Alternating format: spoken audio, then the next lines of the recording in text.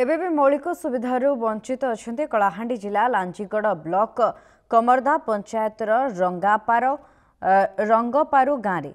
में पाखापाखि 30 परिवार बास करते किंतु गाँव को जीवाई रास्ता नथिबा बेले पीवा पानी पाई निकटस्थ नाल उपरे निर्भर करती। नाल छोट छोट कूଅ खोली से पीवा पानी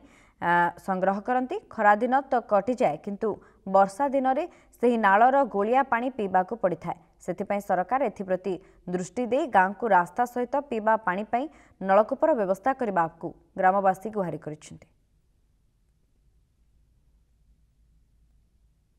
असुविधा बोले सब असुविधा ने गोर तो देला के सब असुविधा बोले पाइन असुविधा रास्ता असुविधा और पिला छुआ मैंने भी कमोडा स्कूल के जाई नहीं बा नदी आर शेखुची अब बर्तमान हेबे भी नहीं जीवा रोचे स्कूल गुटे भी हेले भी हेबा सुविधा है जीव एबे सरकार के काना कहबा चाहू छ काना दरकार तमर गाने या नल को गुटे आरो रास्ता गुटे आरो तारपरे देई पड़ते बोले लाइन भी दरकार तारपरे पिला छुआ पाठ पढ़वार लगी इटा स्कूल गुटे हेले भी हेबा अटकिया के असुविधा